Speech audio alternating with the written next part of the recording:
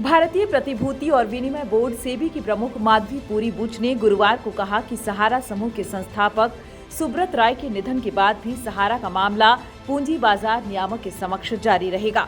उद्योग मंडल फिक्की के एक कार्यक्रम से इतर बुच ने संवाददाताओं से कहा कि सेबी के लिए यह मामला एक इकाई के आचरण से जुड़ा है और यह जारी रहेगा, भले ही कोई व्यक्ति जीवित हो या नहीं। समूह के संस्थापक रॉय का लंबी बीमारी के बाद मंगलवार को निधन हो गया था। भारतीय प्रतिभूति और विनिमय बोर्ड सेबी की चेयरपर्सन माधवी पुरी बुच से जब सहारा समूह के अवितरित धन को निवेशकों को लौटाने के बारे में पूछा गया तो उन्होंने कहा कि उच्चतम न्यायालय के तहत एक समिति है और हम सभी कार्रवाई उसी समिति के तहत करते हैं। विज्ञापनों के कई दौरान के बाद भी जिसके पास सहारा में निवेश के सबूत थे उन्हें अपना पैसा मिल गया। सहारा समूह के प्रमुख सुब्रत रॉय के निधन के बाद पूंजी बाजार नियामक सेबी के खाते में पड़ी 25,000 करोड़ रुपए से अधिक की गैर वितरित धनराशि भी एक बार फिर से चर्चा में है। रॉय समूह की कंपनियों के संबंध में कई विनियामक तथा कानूनी लड़ाइयों का सामना कर रहे थे। उन पर पूंजी योजनाओं में नियमों को दरकिनार करने का भी आरोप था। हालांकि सहारा समूह ने अपने ऊपर लगे आरोपों को हमेशा खारिज किया।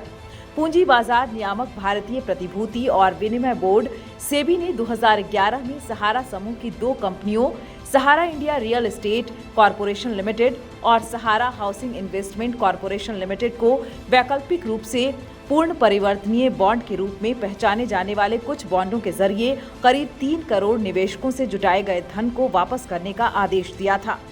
नियामक ने आदेश में कहा था कि दोनों कंपनियों ने उसके नियमों और विनियमों का उल्लंघन करके धन जुटाया था। लंबी कानूनी लड़ाई के बाद उच्चतम न्यायालय ने 31 अगस्त 2012 को सेबी के निर्देशों को बरकरार रखा और दोनों कंपनियों को निवेशकों से एकत्र धन 15% ब्याज के साथ वापस करने को कहा था।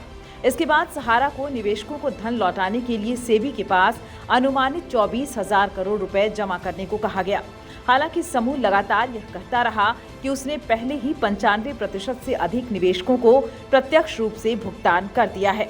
पूंजी बाजार नियामक की नवीनतम वार्षिक रिपोर्ट के अनुसार भारतीय प्रतिभूति एवं विनिमय बोर्ड सेबी ने सहारा समूह की दो कंपनियों के निवेशकों को 11 वर्षों में 138 करोड़ 7 लाख रुपए वापस किए।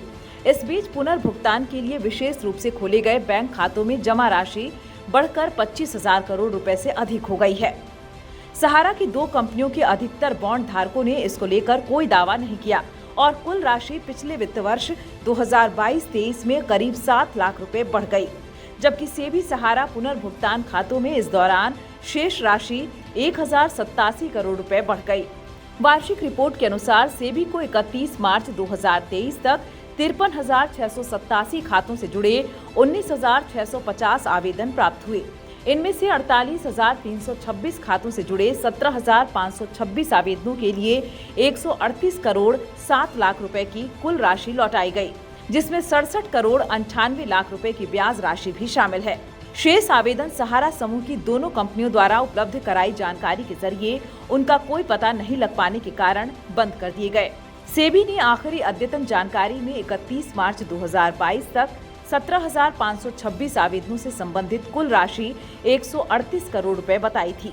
सेबी ने कहा कि 31 मार्च 2023 तक राष्ट्रीयकृत बैंकों में जमा कुल राशि करीब 25,163 करोड़ रुपए है।